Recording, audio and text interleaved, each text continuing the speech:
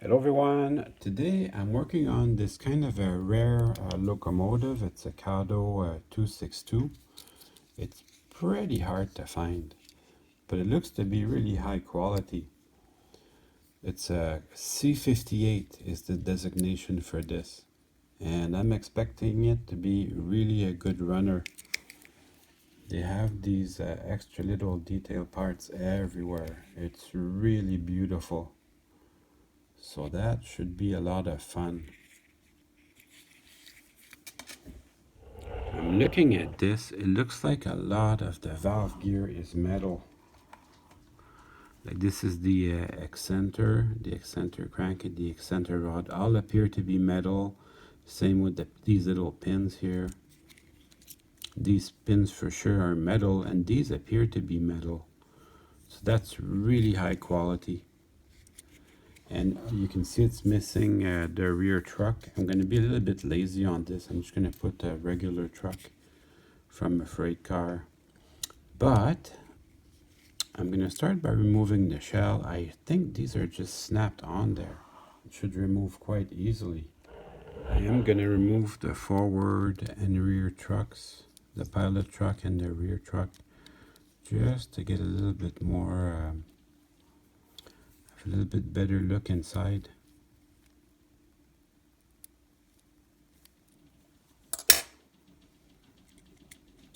So this bottom plate here also features a brake detail, which is kind of neat.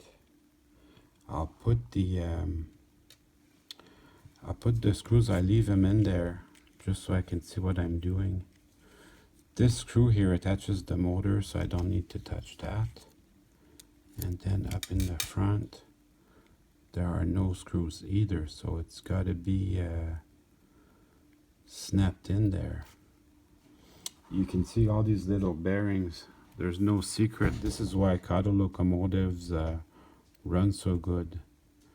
Every wheel has its own bearing. I'm going to put the brake detail back just so the wheels don't go popping off.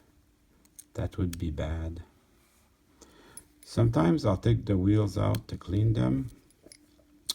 This time, because I don't want to mess around with the valve gear, and the valve gear is so nice, I'm going to see if I can clean them without removing that. Okay, I got it. It was snapped in there pretty good. There's two little air tanks on the side that you can remove that allows you to pry on the sides a little bit. And then you have to move it forward. You have to move it forward some. And eventually it will clear the hump. And then you can remove the shell. I'm taking my time because it's really beautiful. And then once this little box clears the cylinders, you can move it forward. And there's a counterweight here. And this is just a little spacer so you can see through, just like a real steam engine. So that goes away, and then you have your worm gear with its holster and the little motor. So that is really cool. I'm going to put a little bit of lubrication on the worm gear, but I tested it on the bench there. It runs great already. So I took the little retainer off and I'm putting just one drop in there. That's going to be plenty for that. Then I'll just put this little retainer clip back on there.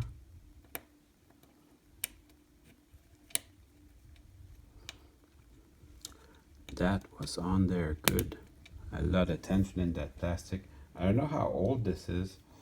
The plastic is still soft. There is, let me get a close-up for you. There is still quite a bit of dirt and dust on there. So I am going to clean this up. Now, could you Americanize this? Obviously, it would be pretty easy. But I don't think I would like to. I like the details on this. Shell.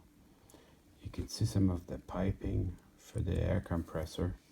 Separately applied. The 2 air tanks are removed. There's another air compressor on this side, or is it an injector? Here you can see this is the steam generator for the headlight, pop valves, and the steam whistle right here. So a lot of really cool detail. And the headlight works on this. The headlight works on some of the Kato engines. The headlight doesn't work, but this one has a headlight. It's like even more awesome. It's a good quality engine. And since I'm all set up for cleaning, I should also clean the tender shell as good as I can. There's your drawbar. Oh, and these open up from the top. So then you can see your 2 little contact strips. I tend not to send electrical things through the water.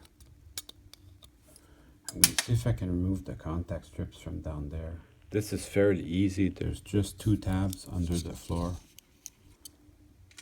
These 2 tabs here that hold the electrical contacts down, so I will. You know, it's not all that complicated to put the electricity from the tender, but it just makes such a difference. I'm gonna go clean that. These engines, I don't think they are painted. I think it's just really good quality plastic. That's enough to make them look good. So while I have my tender apart, I have to come up with a plan for putting the back truck back on. That shouldn't be too hard. I have some replacement trucks. I have tons of replacement trucks. And I should put metal wheels on it just so they match up with the front truck, although it won't match completely. I bought some actual Kato ones. I bought them way back. Here's the part number if you're ever interested. But these, I bought them from Plaza Japan. You can watch the video. It's titled "The Mail Call from Plaza Japan." And I actually bought them, never used them. So, do you guys ever do that? Buy stuff and never use it? Anyways, I'm using them today.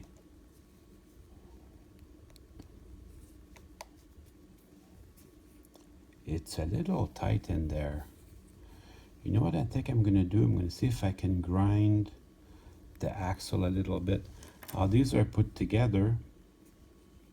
They're a little tight in there, but they have their little shaft. And if I can grind it down just a little bit, it'll be a little bit looser and roll a little bit better. I put it on the Dremel for just a second, and that's enough to get it done. Whenever I take something electronic that I'm throwing out, I always look through and keep the leftover screws. And then I just made a washer using some leftover plastic. Whenever you have plastic containers that are made from polycarbonate, I keep that around. I'll make windows for buildings and cabooses out of that, or if I have an engine with no windows, I'll do it. I'll use the leftover plastic for that. Today it's gonna be for my washer for my tender. So that actually looks pretty neat. However, I'm still not 100% sure about the height, so I have to compare the 2 trucks for height just to be sure that they ride about the same. Oh yeah, that's beautiful. I'm not gonna be touching that. Actually, I can put everything back together now, tender-wise. Since I have this in my hands, I am gonna clean it though. because I could tell it wasn't picking up electricity the way I want, so I'm going to take a minute to remove that and clean it.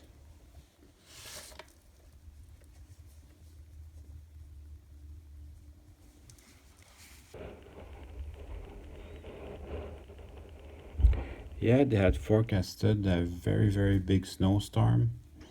Turned out at the end it wasn't so bad. Oh yeah, you can see my rag is turning black a little bit. So they were a little bit dirty. Yep. That is some nice stuff. Nice and shiny. Getting used to look at some hot rods, I got used to seeing chrome wheels all the time. And I'm still old school hot rods like that. I still like the chrome wheels. Even though on a railroad, chrome's not very important. These are in fact nickel silver plated. The nickel silver plating is to help for a power pickup. They still roll okay despite having the ability to pick up electricity. Alright, I'm gonna button this back up now. You can see that the trucks are slightly different, but that's what I got to work with. Before I button everything back up, I just want to show you how good this runs. So my test leads, I just have a little power pack on the floor and 2 wires running up my workbench. But yeah, runs beautifully. And also the light lights up. There really isn't a lot of work to be done on this. But I am going to lubricate the parts that are in here. So just remove the 2 screws. And then I'll lift the bottom plate there. And then that reveals all my bearings. I'll do the same thing again. I'll just put 1 drop of oil on each bearing.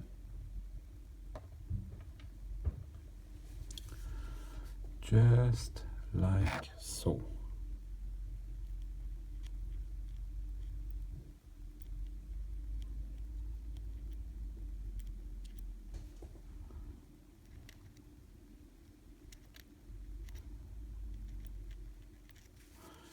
And then I'll run it just a little bit.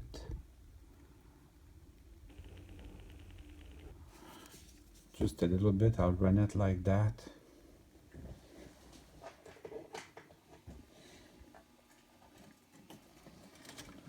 Just to give a chance for the oil to just settle in there.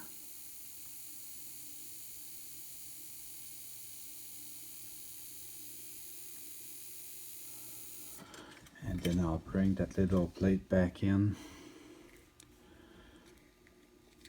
Actually, before I do that, I'm gonna clean the wheels for the pilot and the trailing truck. Then we'll put that together at the same time. I mean, just look at the beautiful detail on these wheels. That is something special. It's the same with this trailing truck. Look at all the beautiful detail on those side frames. This just comes out like so. And then I'll clean it and I'll put it back in.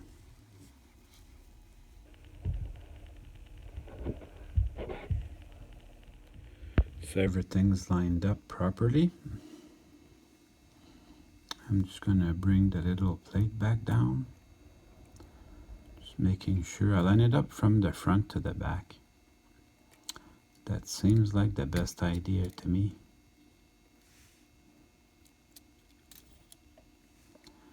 And then this back part should be pretty easy to set up. Here we go. I'm gonna start my screws.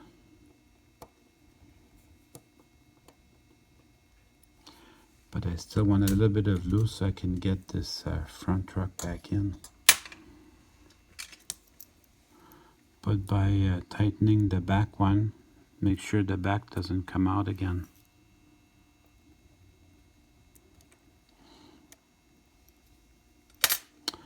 That takes a little bit of skill, but it's not too hard. We're almost done with that part. There, I'm gonna run it again on its belly like that, just to give a chance for the oil to penetrate. The only wheels I haven't cleaned so far are the main drivers. And I could take everything apart, but I think I'm just gonna clean them with my rag like that. So I'll move them a quarter turn each time. This is a little bit quicker than taking everything apart. And I'll move them a quarter turn every time, and I'll go around and clean them all out like that. As a matter of fact, I'm so picky about that, I'll even move them an eighth of a turn.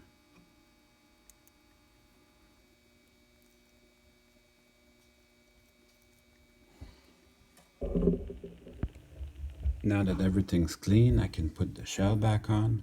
This is great detail here. You can see the outline of the bottom of the... Gotta make sure I got it orientated well. Okay, so that one goes here, like so. Should just go right in there, nice and easy. It wasn't hard to take it out. And then the little counterweight. And then I can bring the shell back in. And that, I gotta take a good look at what I'm doing. But this wasn't terribly hard to work on, I have to say. When I first got this, I thought I'd paid a little bit too much for it. But, you know, looking at all the really good detail, and also it's going to be a good runner, I think it was a good purchase. After all that. So I'm taking my time because I like the looks of this. That should just snap in over the motor. Yeah, you can see the two pins where it snaps into. I'm gonna finish this off camera because I don't want to mess it up. Yeah, so it just fell into place. I've got the two little air tanks that are gonna go in and hide these two pins here. And these, they're pretty small. They have, however, a very little slit on the top so that they can line up properly.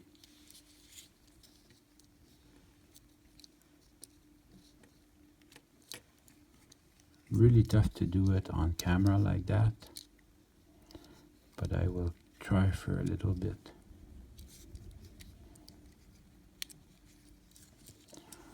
Maybe they are different.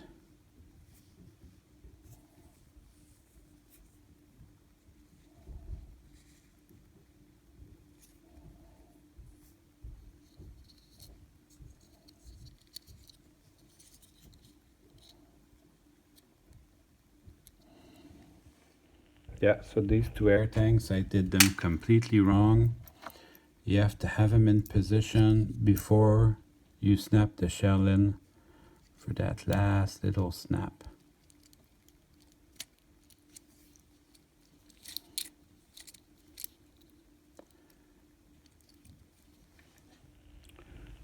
Alright, as you can see, it has two traction tires, and that brings the question, how many cars can it pull? So we're about to find out.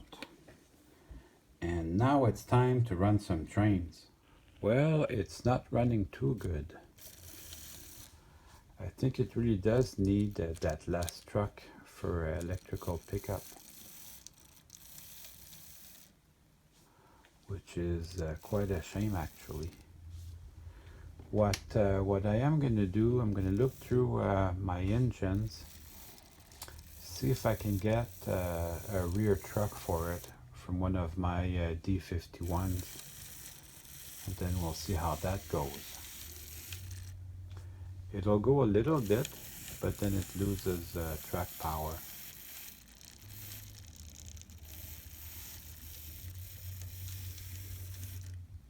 So that's not a lot of fun. The D51's tender is very similar, but not exactly the same. However, it appears the trucks are exactly the same. So that made a huge difference. This thing is such a smooth runner. Let's find out how many freight cars it can pull. I'm going to be using these very basic Bachmann freight cars, which have metal wheels, and they're pretty free rolling.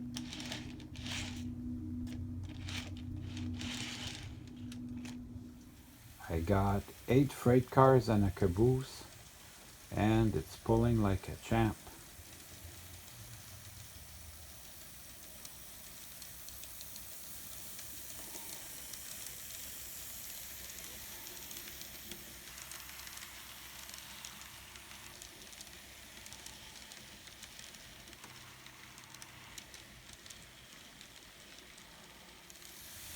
"16 freight cars and it's still going. That doesn't even make sense."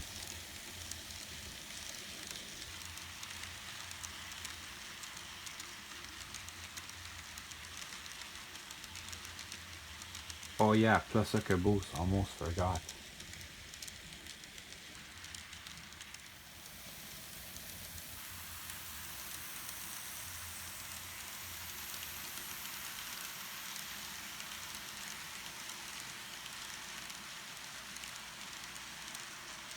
What's 16 plus 8? I can't really count that high.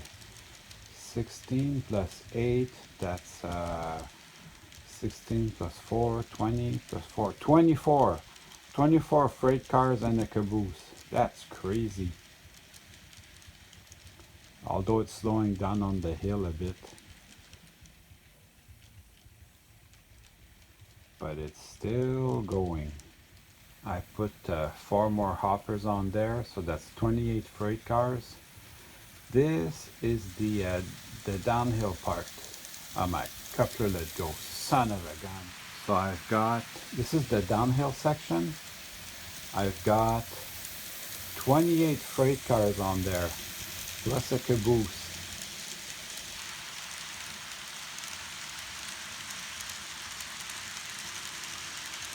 So that's a lot of freight cars. That is stupid amazing. And it won't, I don't think it's gonna make it up the hill. It's spinning like crazy now.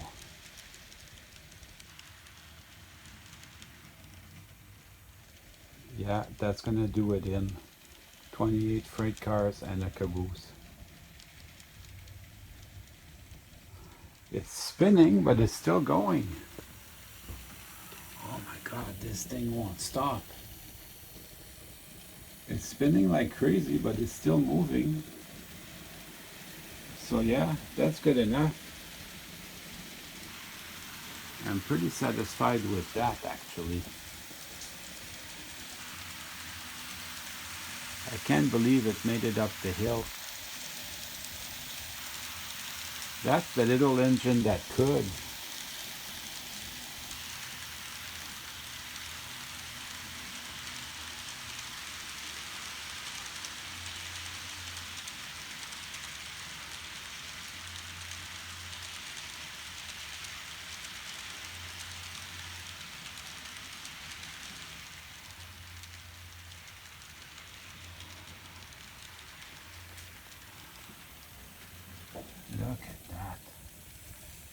just won't quit.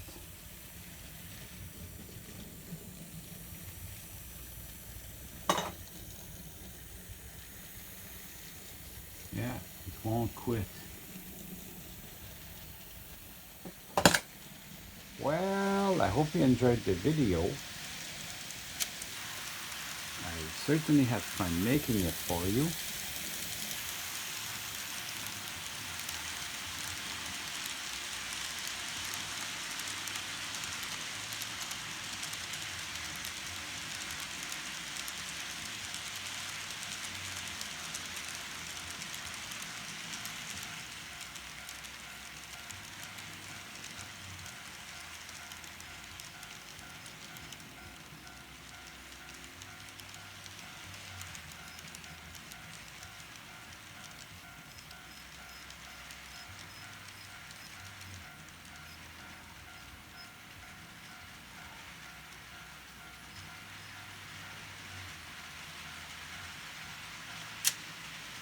See you soon.